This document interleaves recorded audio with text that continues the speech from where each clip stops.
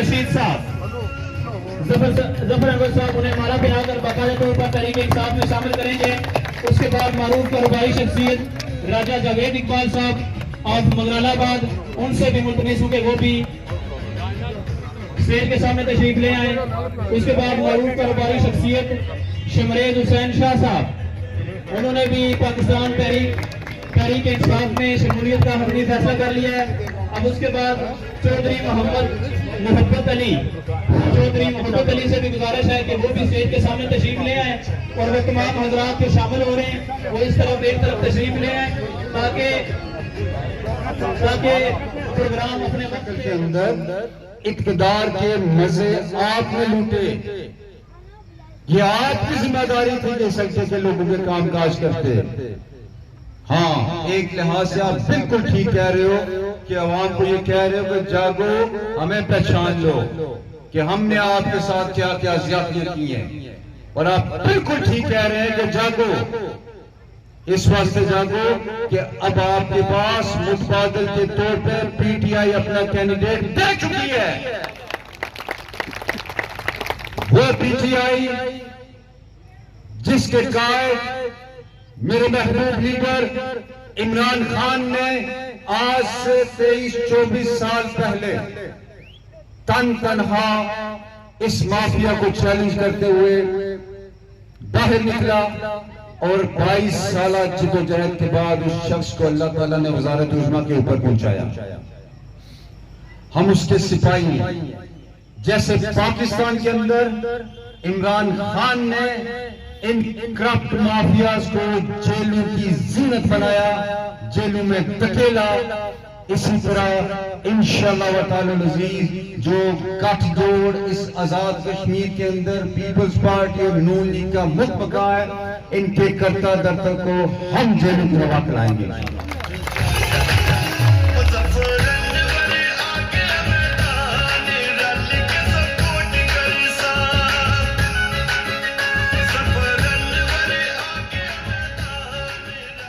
बात यह है, हमने हमेशा इनको वोट दिए। हर दफा 1985 में जब ये पहली दफा बने, उससे लेके हर इलेक्शन के ऊपर ये माफिया मांग रहे हैं। तो बंदे को एक दफा मौका दिया जाता है, 2 दफा मौका दिया जाता है, हमने आपको 7 दफा मौका दिया। आज भी आप गोले गिट्टे पकड़े, आज भी आप माफिया मांगे।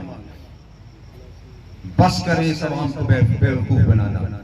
अब आपका वक्त खत्म हो चुका है और इस स्टेज की वसातत से ये कहता हूं, आने वाला वक्त नहीं तो पीटीआई का इंशाअल्लाह ताला अज़ीज। इस हल्के के मसाइल का मुकम्मल हमारी टीम इदराक रखती है, चाहे वो मंगला डैम के मुतासरीन के मसाइल हों।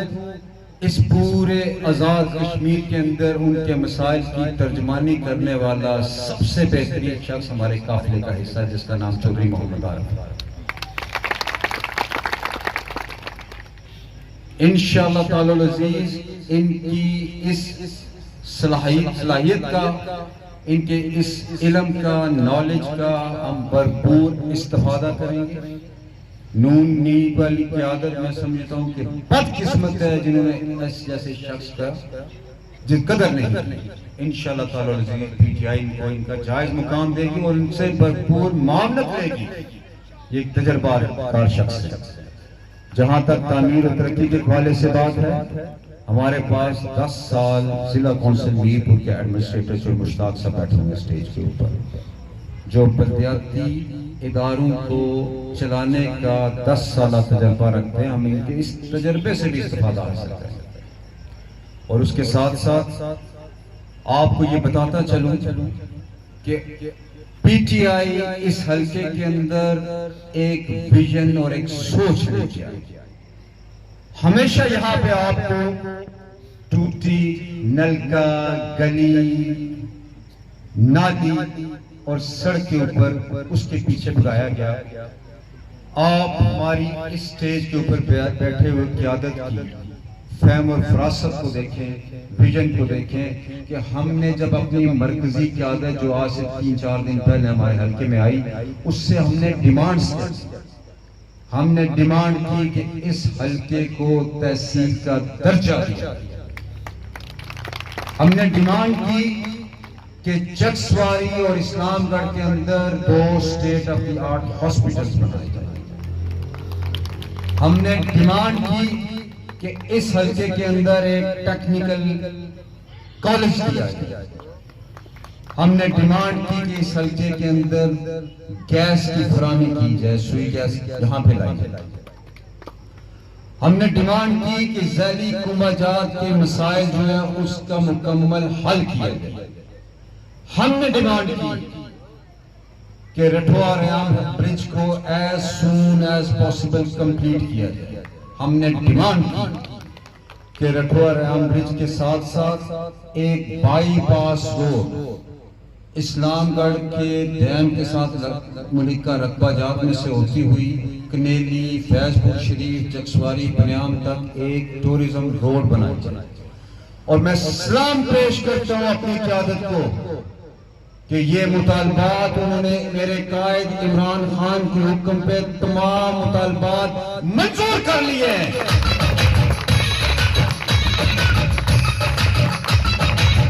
इनको कहते हैं मेगा प्रोजेक्ट्स। चौधरी अब्दुल मजीद साहब 40 साल आपने इस हल्के के अंदर गुजारे, इस हल्के की नुमाइंदगी करते रहे। आप वजारत उज़्मा के मनसब पे पहुंचे। एक मेगा प्रोजेक्ट नाम लेके बता दें जो इस हल्के के अंदर आप लेके आए। और आपसे ये शख्स वादा करता है कि जिन प्रोजेक्ट्स की मैंने मंजूरियां अपने क़यादत से ली, खुदा की कसम से उनको हल करवाने के लिए आखिरी हद तक चला जाऊंगा। मेरा इमरान खान के साथ ज़ाती ताल्लुक है, मैंने उस ताल्लुक को चाटना नहीं है अगर मैं अपने हल्के के काम न करवा सका। इसके साथ साथ यहां पे एक गजेटेड नौकरी, चौधरी मजीद साहब आप बता दें आपने कोई एक गजेटेड नौकरी की हो? आपने लाइनमैन भर्ती किए, वॉलमैन भर्ती किए, कासर नायब कासर भर्ती किए, क्योंकि आप नहीं चाहते थे कोई गजेटेड ऑफिसर इस हल्के से आए जो आपको आपकी आंखों में आंखें डाल के बात कर सके। आप जागीरदाराना माइंड सेट रखते थे, आप सरमायादाराना माइंड सेट रखते थे, आप वरासती सियासत को परवान चढ़ाने का माइंड सेट रखते थे, जिसका मुंह बोलता सबूत यह है कि आपको पीपल्स पार्टी में कोई इज्जतदार बंदा नजर नहीं आया मासूम अपने नालायक बेटे के। और जब आपको इक़्तिदार मिला तो आपने ये महलात उसके बाद बनाए। आपका जरिया रोजगार क्या है? तो अब्दुल मजीद साहब आप बता दें आपका जरिया रोजगार। और फिर वो लूटमार आपने की, उस दिन अमीन गंडापुर साहब ने कहा तकरीबन 47 अरब रुपए की आजाद कश्मीर से लूटमार फरियाल तालपुर स्कीम ने की। और वक्त आ गया है क्योंकि उसके बाद गवर्नमेंट नून लीग की आई थी और राजा फारूक हैदर साहब और चौधरी अब्दुल मजीद साहब का गठजोड़ इंतहाई मशहूर गठजोड़ है, हर बच्चा सच्चे का जानता है। वो इनको अकोमोडेट करते रहे, ये उनको अकोमोडेट करते रहे। आज एक और बात कहता चलूंगा, नून लीग के कारकुनों का कसूर कि वो इंतहाई मेहनत करके पिछला इलेक्शन वो जीत गए, लेकिन उनकी क़यादत ने वो इलेक्शन चौधरी अब्दुल मजीद को बेच दिया। मेरी नून लीग के दोस्तों से गुजारिश है, पीटीआई के अंदर कोई मुख मकान नहीं चलता। पीटीआई इंशाल्लाह इन दोनों जमातों के कायदीन को कटहरे के अंदर लेके आएगी।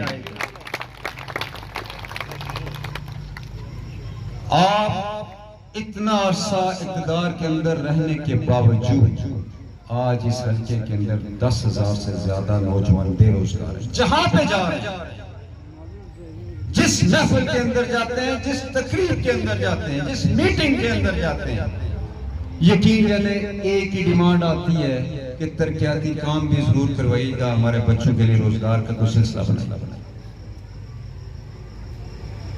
गवर्नमेंट कितने कितने रोजगार, कितनी नौकरियां दे लेगी। मैं बार बार एक बात कहता हूं, मैं समझता हूं मुझे बार बार ये बात कहनी चाहिए। हम इस हल्के के अंदर 500 नौकरियां ले आएंगे, 1000 नौकरियां ले आएंगे, बाकी नौजवानों का क्या कुछ नहीं।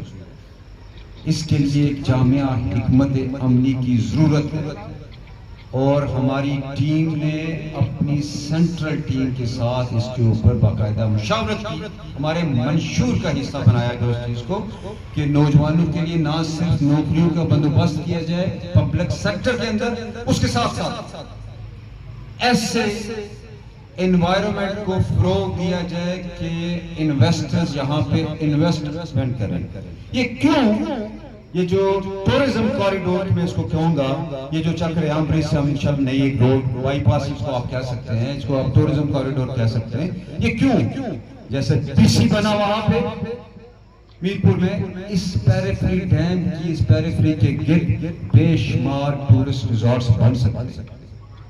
इंशाअल्लाह ताला अज़ीज ये चीजें ये टीम करेगी अल्लाह के करम से इंशाअल्लाह। उससे नौजवानों को रोजगार मिलेगा और उसके साथ साथ हम नौजवानों को टेक्निकल ट्रेनिंग के साथ फाइनेंस अरेंज करवा के देंगे और बिला शुल्क कर्जे भी अरेंज करवा के देंगे इंशाअल्लाह। आप लोगों से एक गुजारिश है, आजमा लिया आपने, एक दफा नहीं, 2 दफा नहीं, 3 दफा नहीं, 4 दफा नहीं, 5 दफा नहीं, 6 दफा नहीं, 7 दफा आपने आजमा के देख लिया इनको। खुदारा आंखें खोले, आज ये नए रूप के साथ आ रहे हैं। क्या क्वालिफिकेशन है इसके बेटे की कि सिर्फ चौधरी अब्दुल मजीद साहब का बेटा है वो। बात आप करते हैं वरासती सियासत की, जो बेनजीर का बेटा भी उस वरासती सियासत का कायल, इधर नून लीग के अंदर भी माने मेरे कायद इमरान खान को, जो ये कहता है कि जब मैं इस दुनिया से रुखसत हो जाऊं तो इस बनी गाला के मेरे मकान को बेच के ये सारा पैसा शौकत खानम में दे दें। माने मेरे उस कायद को जो जब काबा जाता है तो उसके लिए काबे के दरवाजे खोल दिए जाते हैं। मुझे फख्र है अपने कायद के ऊपर, जब वो मदीना शरीफ जाता है तो नंगे पांव जाता है और उसके लिए रोजा रसूल के दरवाजा खोला जाता है। जो बात करता है रियासत मदीना बनाने की, आप और आपसे पिछले पेशवा तो बात करते थे हम इसको लंदन बनाएंगे, इसको पेरिस बनाएंगे। वो आज पता चला हमें, क्योंकि एक की लंदन के जायदाद है, अंदर जायदाद है, दूसरे की पेरिस के अंदर जायदाद है। वो मदीना की रियासत बनाने की बात करता है। फख्र है मुझे अपने कायद के ऊपर, जो अक़वाम मुत्तहिदा की जनरल असेंबली के इजलास में अपने आप को जो सफीर कश्मीर कहता है और जिस खूबसूरत अंदाज के अंदर उसने मुकदमा कश्मीर को दुनिया के सामने पेश किया, उसकी मिसाल पिछले 72 सालों में नहीं मिलती। वो बात कहता है कि अगर इन दोनों मुल्कों के दरमियान, पाकिस्तान और इंडिया के दरमियान कोई जंग हो गई तो बतौर एटमी ताकत पाकिस्तान के पास कोई चॉइस नहीं रहेगी, क्योंकि हम कलमा गो हैं। वो ये कहता है कि मैं बिलीव करता हूं ला इलाहा इल्लल्लाह के ऊपर, फिर हम लड़ेंगे कश्मीर के लिए, वो ये बात करता है। और जहां तक बात है तहफ़्फ़ुज़ नामूस रिसालत की, उस शख्स ने एक बात कही थी और तहरीरी चीज थी कि हम 20 अप्रैल तक कौमी असेंबली के अंदर फ्रांसीसी सफीर को निकालने की करारदाद पेश करेंगे। क्या उस शख्स ने ये पेश की या न की? बिल्कुल की उसने। उस इजलास का बाइकाट किसने किया? पीपल्स पार्टी ने। और नून लीग के 87 में से सिर्फ 35 अरकान उस इजलास के अंदर आए और उसके बाद शायद खाकान अब्बासी साहब ने स्पीकर साहब को कहा मैं तुम्हारे मुंह पे जूता दे मारूंगा। इजलास किस चीज के लिए बुलाया गया? करारदाद पेश करने के लिए कि फ्रांसीसी सफीर को निकाला जाए। पीपल्स पार्टी बाइकाट करेगी और नून लीग वाले स्पीकर के मुंह पे जूते मारने की बातें करने लगे। ये करेंगे तहफ़्फ़ुज़ नामूस रिसालत। सच्चा आशिक रसूल अगर कोई शख्स इस पाकिस्तान के अंदर मौजूदा लीडरशिप में है तो इमरान खान है। ये बातें मैं इस वजह से कह रहा हूं मेरे नौजवानों कि आपको मुकम्मल इदराक होना चाहिए। ये झूठ के लबाते ओढ़ ओढ़ के आपके पास आ रहे हैं, आपके ज़हनियत को बदलने की कोशिश कर रहे हैं, झूठ को सच को प्रोपेगेंडा कर। आंखें खोलें, होश के नाखून लें। ये आपको बरादरियों के नाम पे, इलाकाई तस्सुब के नाम पे, रिश्तेदारियों के नाम पे, ये तमाम चीजों के साथ एक दफा फिर नए जाल के साथ आपके पास आ गए। मुझे ये बताएं, अगर खुदा ना खास्ता कासिम मजीद जीत जाता है तो क्या इसकी गवर्नमेंट पीपल्स पार्टी की बन रही है आजाद कश्मीर के अंदर? पीटीआई की गवर्नमेंट नविश्ता दीवार है। इस हल्के के अंदर पीटीआई के कैंडिडेट को वोट दें, कामयाब करवाएं। आपसे वादा करता हूं इंशाअल्लाह ताला अज़ीज, जो ऐलानात मैंने अपनी मरकजी कायदीन के मुंह से कहलवाए उनकी पासदारी करवाऊंगा, उनको तकमील तक इंशाअल्लाह पहुंचाऊंगा।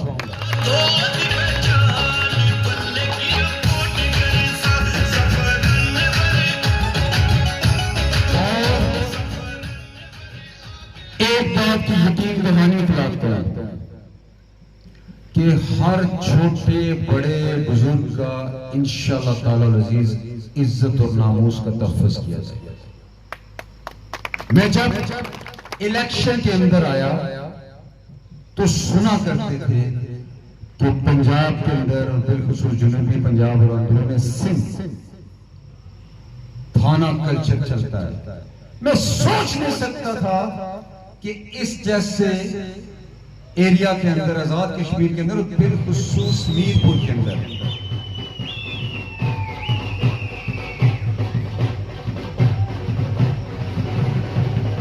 ये हमारे आज इंग्लैंड से शराज साहब पहुंचे हैं इलेक्शन कैंपेन के लिए। मैं तमाम दोस्तों से गुजारिश करूंगा खड़े होकर भरपूर ताली में उनका इस्तकबाल करें।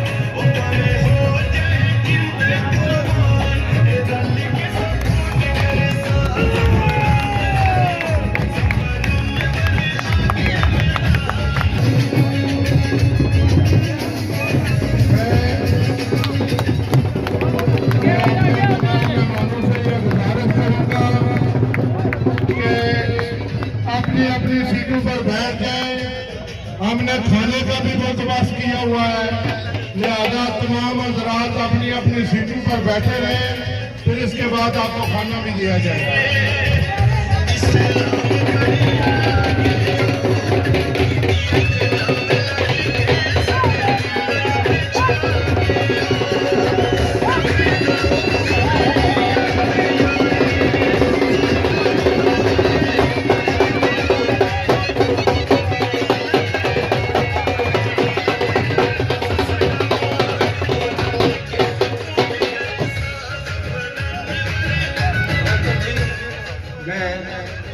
शराज साहब को वेलकम कहता हूँ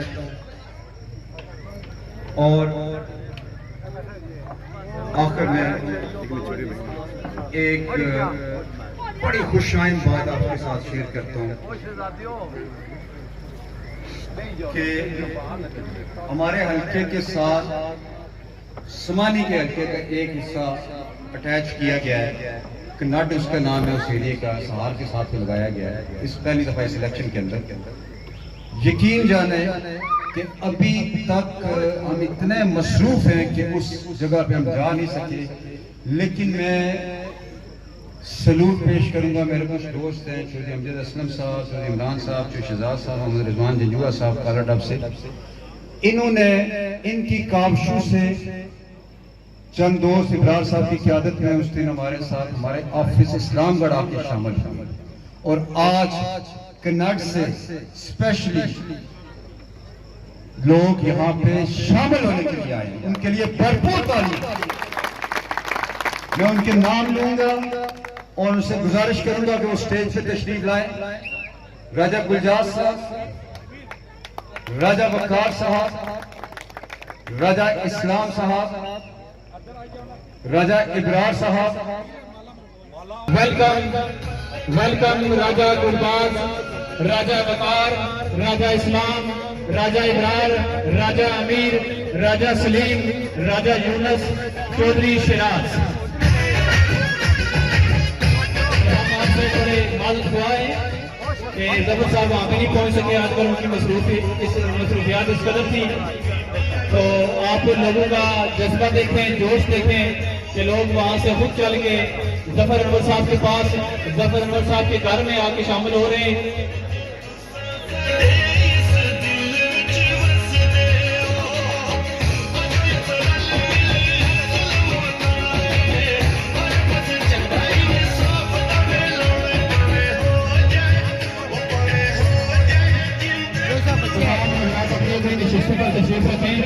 खाने का भी बंदोबस्त किया गया है, तो खाना सबने खा के जाना है।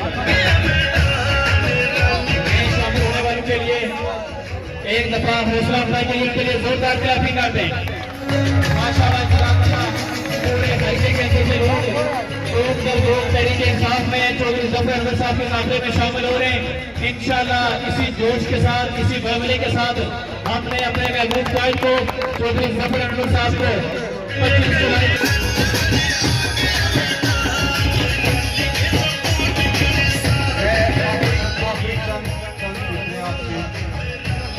क्या क्या आपसे जानना चाहूँगा। एक तो परसों इंशाल्लाह ताला अज़ीज़ मैं डेट हम बाज़ाब्ता अनाउंस कर देंगे, सार के अंदर हमारा मरकजी दफ्तर ओपन हो रहा है। और आज अल्लाह रब्बुल इज़्ज़त मेरी जुबान मुबारक करे, इंशाल्लाह हम सहार जीतेंगे, हम बुजुर्ग जीतेंगे, हम बुजुर्ग जीतेंगे। और मैं चैलेंज करता हूँ चौधरी अब्दुल मजीद साहब को, रोक सकते हो तो रोक के दिखाओ।